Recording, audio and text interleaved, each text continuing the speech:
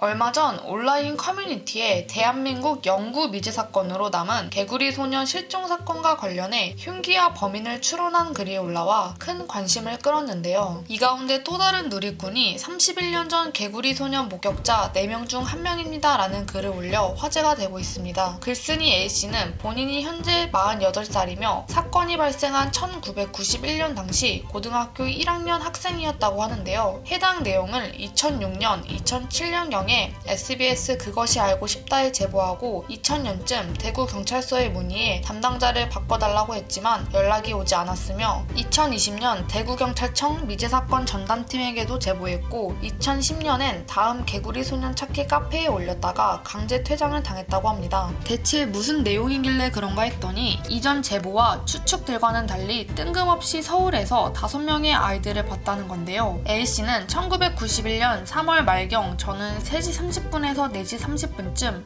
하교 후 집으로 가기 위해 학교에서 가장 가까운 버스 정류장인 여의나루 선착장 부근 버스 정류장에서 68번 버스를 기다렸다며 갈아타지 않고 직행하는 버스는 68번 한 대뿐이었다.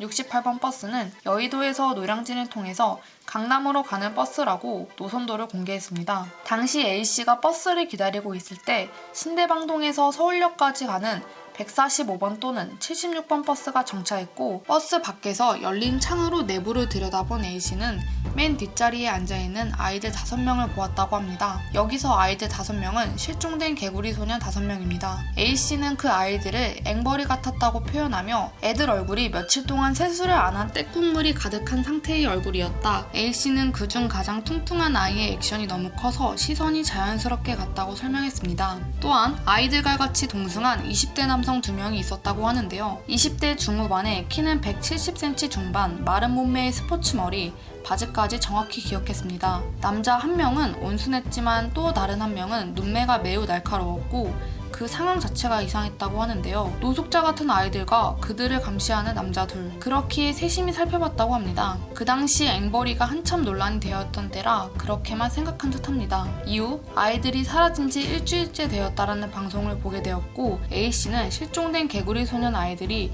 자신이 버스에서 본 그 아이들이라고 확신하게 됩니다. 사진을 보여주는데 어제 봤던 5명의 아이들이었던 거죠. 입고 있는 옷도 똑같았고 얼굴도 똑같았다고 합니다. 5명 모두요.